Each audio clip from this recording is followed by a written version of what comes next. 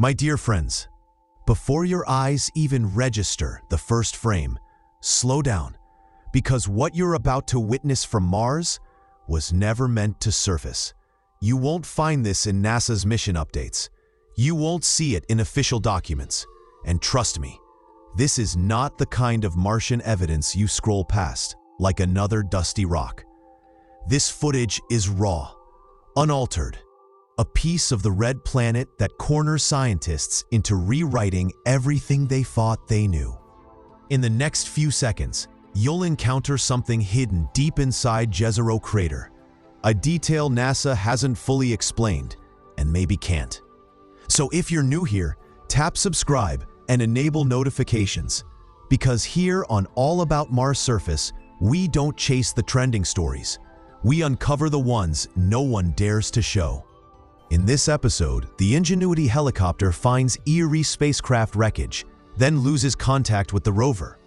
Meanwhile, Perseverance spots a bright object and finally reaches the towering Delta face. This video is part of a series documenting the Perseverance rover and Ingenuity helicopter every 3 months. It's Sol 3159, and Perseverance finds itself surrounded by rocks. The rover turns around and looks the other way, drawing the same conclusion: more rocks. Upon closer inspection, some of the rocks turn out to be quite interesting. In this one, a large crack can be seen. And look at the layering beneath this rock. It's almost like something you'd see from a stream on Earth. Perseverance on Sol 3262, a hitchhiker is spotted inside one of the rover's wheels.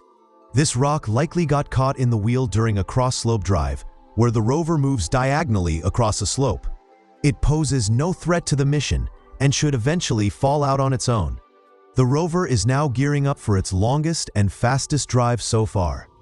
Meanwhile, the Ingenuity helicopter takes to the sky for its 20th flight, scouting ahead for the rover and taking some color pictures of the terrain. The ground beyond the rocks looks relatively safe. On Sol 1368, the team orders the rover to focus its camera on its own body to see the level of dust accumulation. These images show what 1 year on the Martian surface can do to a rover. Before departing on the long drive to the Delta front, Perseverance takes a drill sample of a rock named Sid. The team uses an algorithm called ProDapt to control the amount of force and percussion.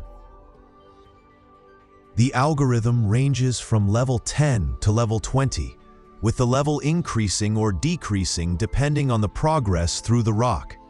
Sid required the most force of any rock drilled yet. Perseverance now enters the rapid traverse phase, aiming to quickly reach the Delta for its next science campaign. This map shows the route to the Delta. The rover will go up around Zeta and on to a location named the Three Forks. The rover's advanced self-driving technology allows it to think while driving, processing images on the move and navigating based on those images. After a little driving, the rover takes a quick look at the start of the Delta. A small crater can be seen in the foreground. The main portion of the Delta is located off-screen on the right.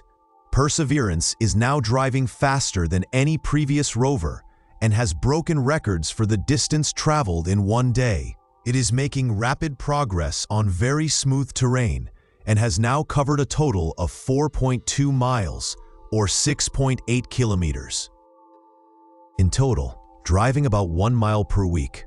As Perseverance nears the Delta, excitement grows on Earth. If Mars had life in the past, it's very possible that we could see fossilized remains in the layers making up the Delta. As the rover moves closer, the towering Delta unveils its true scale. Climbing directly up the Delta could spell disaster for Perseverance. The rover makes a brief stop to observe a Martian solar eclipse. The moon seen here is Phobos, the largest of the 2 Martian moons. This video is the highest definition observation of a Martian solar eclipse ever taken. The eclipse lasted a little over 140 seconds in real time. Scientists can use these observations to measure subtle shifts in the moon's orbit over time, which can reveal information about the composition of the Martian crust and mantle. On Sol 4201, the team at NASA spots something in one of the images sent back. It appears to be a part of the parachute that helped the rover land safely. You can clearly see the red and white colored bands. Mars on Sol 4092. Perseverance looks towards the eroded eastern edge of the delta. A deposit of boulders at the edge of the delta may have been moved there by high-energy floods in the ancient past. The rover captures a video of its driving during Sols 4204 and 4205, making good use of its auto-navigation. Perseverance drove approximately 1,700 feet, or just over half a kilometer over both sols. The video is sped up by a factor of 200. This image, taken on Sol 406, shows a striking portion of the delta. The rover is expected to as Kodiak that we previously saw from afar in the first year of exploration. This closer examination provides a good look at the layers making up the formation. Perseverance has now completed its rapid traverse mode and is now in the Delta Front campaign. Geologists will investigate the boundary between the rocks of the crater floor and those that make up the delta. Perseverance on Sol 4131. The rover is looking out to an area close to the delta named Hogwallow Flats, and scientists spot something interesting in the distance. A bright, shiny object can be seen tucked under a rock. For now, it's given the imaginative nickname Bright Material, and scientists hope to get closer to it as part of the planned route. The object is estimated to be around 30 centimeters long. Meanwhile, Ingenuity takes to the sky for its 26th flight and captures something truly remarkable. It's the parachute from the descent stage that we spotted earlier, along with the back shell. The helicopter captures 10 color images of the crash site from different angles. These images could help ensure safer landings for future rovers. For the helicopter's 27th flight, the Perseverance team asked if it could scout an area called Fortune Ridge. Ingenuity's survey will allow scientists to compare the Flight 27 images with data collected by Perseverance to better understand the history of the crater floor and the forces that were at play billions of years ago. I protected you in my mechanical belly for more than 7 months. I worry that I've seen the last of you. And then who will I share selfies with?